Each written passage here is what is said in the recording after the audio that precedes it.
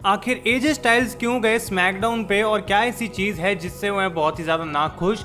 Vince McMahon कर रहे हैं डब्ल्यूडब्ल्यू में बहुत बड़े चेंजेस और क्या the big dog Roman Reigns future में हमें देखने को मिल सकता है इनसाइड ऑल एलीट रेसलिंग। ये और बहुत कुछ जानेंगे आज की इस वीडियो में, तो आप इस एंड तक देखते रहें। चैनल पे नए हैं तो सब्सक्राइब करें और उस नोटिफिकेशन बेल को दबाना ना भूलें।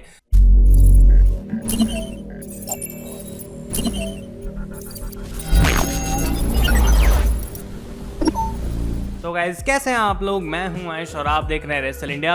और आज का न्यूज़ एपिसोड होने वाला है बिल्कुल पैक। और कल बैकलैश से पहले मेरे पास आप लोगों के लिए काफ़ी सारी इंपॉर्टेंट अपडेट्स हैं जिनके बारे में हम आज बात करने वाले हैं। तो फटाफट से आप इस वीडियो को लाइक कर दें और हम स्टार्ट करते हैं यहाँ पे डब्ल्यूडब्ल्यू स्मैकडाउन की रेटिंग से, जो कि कल का शो हुआ था और इसकी रेटिंग्स अब रिवील हो चुके हैं गाइज। तो जो यहाँ पे व्यूअरशिप रही वो थी 2.016 मिलियन व्यूअर्स, जो कि पिछले हफ्ते के कंपैरिजन में 4.2% ज्यादा थी। तो एक खुशखबरी है यहाँ पे स्मैकडाउन के लिए कि बैकलैश में जाने से पहले उनके शो की व्यूअरशिप थोड़ी सी बढ़ गई, ज्यादा तो नहीं लेकिन डेफिनेटली स्मैकडाउन की कुछ एक दो ऐसी फ्यूड्स हैं जिसमें लोगों का इंटरेस्ट काफी ज्यादा है। नेक्स्ट स्टोरी की हम बात करते हैं गाइस। तो यहाँ पे सैमी ज़ेन ने एजे स्टाइल्स की इंटरकॉन्टिनेंटल चैंपियनशिप की विक्ट्री के ऊपर रिप्लाई दिया और बेसिकली उन्होंने कहा कि मेरी तुम पर नजर है। और यहाँ पे एजे स्टाइल्स को ऐसा लगता है कि अब सैमी ज़ेन करने वाले हैं चेज। और ये माना जा रहा है guys according to the latest reports की सैमी ज़ेन वापस आ चुके हैं डब्ल्यूडब्ल्यू के प्लान्स में। जो भी दिक्कतें चल रही थी सैमी ज़ेन और डब्ल्यूडब्ल्यू के बीच में वो सॉर्ट आउट हो चुके हैं और हमें नेक्स्ट वीक से ही सैमी ज़ेन देखने को मिल सकते हैं डब्ल्यूडब्ल्यू टेलीविजन पर। अब अगर आप लोग स्मैकडाउन को पिछले कुछ हफ्तों से फॉलो कर रहे हैं तो आप ये बात जानते हैं कि माइकल कोल और जेफ हार्डी ने इस बात को मेंशन किया था कि जब जेफ हार्डी का वो कार इंसिडेंट वाला सीन हुआ था पूरा, वहां पे उनको एक बंदा दिखा था जो कि व्हाइट स्किन टोन थी जिसकी और रेड कलर के बाल थे। और वो बंदा बेसिकली इस पूरी सिचुएशन के पीछे था जिसने एलायंस पर अटैक करा। और हमें लग रहा था कि गाइस वो शेमस हैं, लेकिन अब रूमर्स के अकॉर्डिंग ये बात मानी जा रही है कि वो सैमी ज़ेन भी हो सकते हैं। तो अगर ये बात सच होती है गाइस तो मुझे लगता है कि सैमी ज़ेन का रिटर्न हमें जल्दी देखने को मिलने वाला है और काफी इंटरेस्टिंग एक्साइटिंग सा सीन बन जाएगा अगर एक्चुअली में सैमी ज़ेन वो इंसान थे जिसने एलायंस को अटैक करा था। तो आप लोग इस चीज के बारे में अपने ओपिनियन मुझे डेफिनेटली बताएं। नेक्स्ट स्टोरी की हम बात करते हैं गाइस। तो शार्लेट फ्लेयर, अगर आप उनको ऑलरेडी देख कर थक नहीं चुके हैं तो ये बात आप सुन सकते हैं कि शार्लेट फ्लेयर को डब्ल्यूडब्ल्यू एक और बड़े पुश के लिए प्रिपेयर कर रही है और वो होगा for SummerSlam for the Raw women's championship. जी हाँ, आपने सही सुना। इसका मतलब ये हो सकता है कि नाया जैक्स कल आस्का से जो है हार जाएंगी, आस्का बनी रहेंगी रॉ वुमेन्स चैंपियन और जो नेक्स्ट इन लाइन है for the title it is none other than Charlotte Flair. तो डब्ल्यूडब्ल्यू के पास अभी कोई भी ऑप्शन ऐसा लगता है नहीं है और विंस मैकमैन हमेशा की तरह पुरानी स्टोरी घुमाना चाहते हैं और शार्लेट फ्लेयर को एक और मौका देना चाहते हैं। तो अगर ऐसा होता है तो मुझे पता है कि मैच जरूर हमें अच्छा देखने को मिल सकता है, लेकिन मैं शार्लेट को अब एज ए चैंपियन बिल्कुल भी नहीं देखना चाहता। नंबर 4 की हम बात करते हैं गाइस। तो ये माना जा रहा है कि अपोलो क्रूज वर्सेस अंड्राडे का जो यूनाइटेड स्टेट्स चैंपियनशिप मैच होने वाला है बैकलैश पे, अब वो किक ऑफ पर होगा। और ये बात इसलिए है गाइस क्योंकि हम जानते हैं कि अपोलो क्रूज और अंड्राडे दो ऐसे प्रोजेक्ट्स हैं जिनको पॉल हेमन ने मंडे नाइट रॉ पे स्टार्ट करा था और पॉल हेमन अब मंडे नाइट रॉ पर है ही नहीं। और ये माना जा रहा है कि विंस मैकमैन उस चीज का काइंड ऑफ एक बदला लेने के लिए या फिर ऐसे दिखाने के लिए कि तुम कहां पे स्टैंड करते हो, इस मैच को प्री शो पर डाल सकते हैं। अब ये बात ऑफिशियली कंफर्म नहीं है लेकिन ऑब्वियसली कल शो होगा गाइस तो हमें पता लग ही जाएगा। और एक अच्छी चीज जो है इसके बारे में मैं आपको बता दूं कि अभी तक सिर्फ 7 मैचेस अनाउंस हुए हैं इस कार्ड के लिए। तो अगर डब्ल्यूडब्ल्यू और एक्स्ट्रा मैचेस अनाउंस नहीं करती और इनमें से किसी एक मैच को प्री शो के ऊपर डाल देती है तो डेफिनेटली ये शो जो है वो 2 से 3 घंटे का होगा मैक्सिमम, जो कि अपने आप में कमाल की बात है। तो छोटा भी रहेगा और शायद देखने में भी ज्यादा मजा आएगा। नेक्स्ट स्टोरी की हम बात करते हैं गाइस। तो रीजन सामने आ चुके हैं कि आखिर एजे स्टाइल्स क्यों मंडे नाइट रॉ से अचानक से ऐसे स्मैकडाउन पर चले गए और क्या ऐसी जरूरत पड़ी कि एजे स्टाइल्स को स्मैकडाउन पे आना पड़ गया।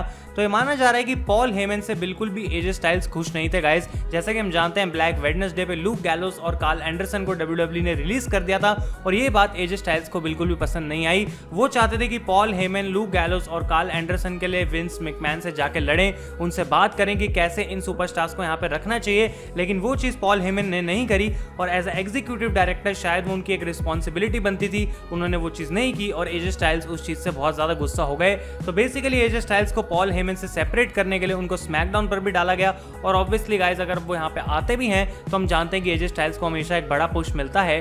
और ये बात भी मानी जा रही है एक नई रिपोर्ट के अकॉर्डिंग कि बहुत सारे सुपरस्टार्स को कांटेक्ट करा था स्पोर्ट्स इलस्ट्रेटेड ने और उनसे सिचुएशन के बारे में पूछा था कि पॉल हेमन के बारे में उनका क्या कहना है। और मेजॉरिटी ऑफ द सुपरस्टार्स ने गाइस पॉल हेमन की यहाँ पे तारीफ करी है और वो ये कह रहे हैं कि हम चाहते हैं कि अभी भी पॉल हेमन बैक स्टेज रहें और हमको हेल्प करते रहे हमेशा, जिस तरीके से उनकी इनोवेशंस रहती हैं और अपने एक्सपीरियंस से वो बाकी लोगों को सिखा सकते हैं। वो जानते हैं कि क्राउड को क्या देखना पसंद है। और ये माना जा रहा है कि विंस मैकमैन बिल्कुल भी खुश नहीं थे पॉल हेमन से, और ये इंसिडेंट काइंड ऑफ 2006 वाली चीज की तरह सिमिलर था, जब विंस और पॉल हेमन की लड़ाई हो गई थी और पॉल हेमन कंपनी छोड़कर चले गए थे। उसके बाद साल 2012 में वो वापस आए थे जब ब्रॉक लेसनर को रीहायर करा गया था।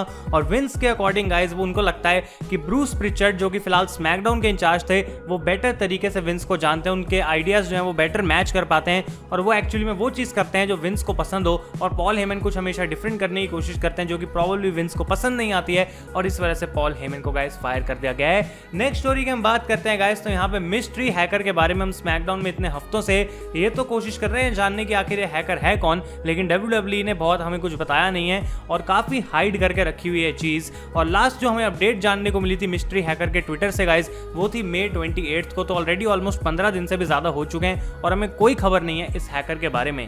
अब माना जा रहा है कि जो WWE स्टोरी लाइन को है वो बिल्कुल खत्म नहीं करने वाली है, पर कुछ देर के लिए रुकी हुई है इसको आगे प्रोग्रेस करने के लिए। अब उसका रीजन क्या है वो हमको नहीं पता है, लेकिन बैक स्टेज जिन लोगों ने इस चीज के बारे में पता करने की कोशिश करी है गाइस, उनको कुछ खास अपडेट इसके बारे में मिली नहीं है, क्योंकि WWE इस चीज को बहुत ज्यादा प्राइवेट रख रही है। तो या तो ये स्टोरी लाइन बिल्कुल कमाल की होगी और एक अच्छी एंडिंग के साथ खत्म होगी, या फिर हो सकता है कि WWE इसको पूरे तरीके से स्क्रैप कर दे और ये मिस्ट्री हैकर वाली चीज हमें कभी देखने को ही ना मिले।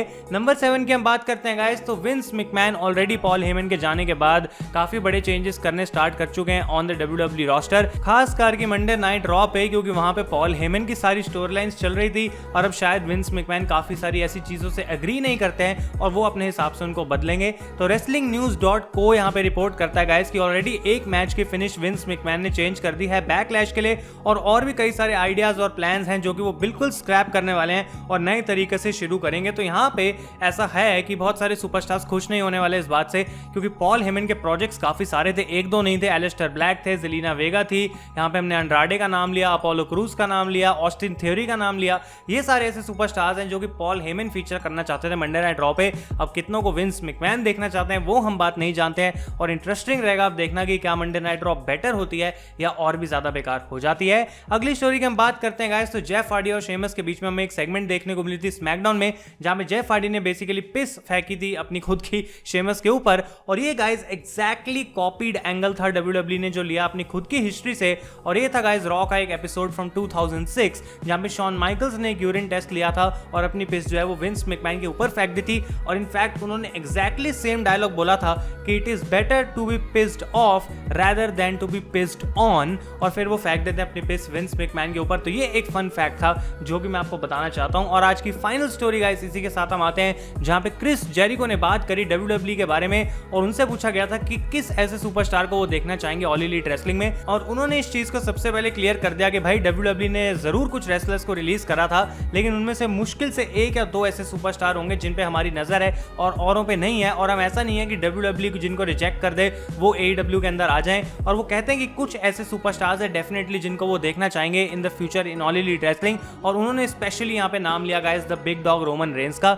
जेरिको कहते हैं कि अगर रोमन रेंस को रोमन रेंस बना दिया जाए, यानी कि जिस तरीके से वो एक्चुअली में हो सकते हैं, अगर उनको फ्रीडम दे दी जाए, तो Roman Reigns is definitely the biggest star in all of the industry. और उन्होंने उनकी यहाँ पे एक बहुत बड़ी तारीफ करी। तो हम जानते हैं कि WWE का हमेशा एक एजेंडा रहता है कि रोमन को एज अ फेस ही दिखाना है, और जो विंस का विजन है वही रोमन को बनाना है। लेकिन अगर रोमन को थोड़ी फ्रीडम दी जाए और जो वो कर सकते हैं उनको करने दिया जाए, तो शायद रोमन रेंस से बड़ा कोई स्टार है नहीं इस पूरी रेसलिंग इंडस्ट्री में। और ये चीज क्रिस जेरिको बिल्कुल अच्छे से जानते हैं, और इसीलिए वो उनको ऑल एलीट रेसलिंग में देखना चाहते हैं। तो यहाँ पे मैं ये नहीं कह रहा कि Roman Reigns all elite wrestling में जाने वाले हैं या फिर उन्होंने कॉन्ट्रैक्ट साइन कर लिया, ऐसा कुछ भी नहीं है। लेकिन फ्यूचर में गाइस अगर कभी कुछ दिक्कत आती है WWE और रोमन के बीच में, तो ऑल एलीट रेसलिंग हमेशा उनका इंतजार करेगी। तो गाइस ये थी आज की सारी स्टोरीज। अगर आपको ये वीडियो पसंद आई है इसे लाइक करें और अपने न्यूज के बारे में सारे ओपिनियन मुझे कमेंट्स में बताएं। Thank you so much for watching. मैं हूं आयुष और आप देख रहे हैं रेसल इंडिया।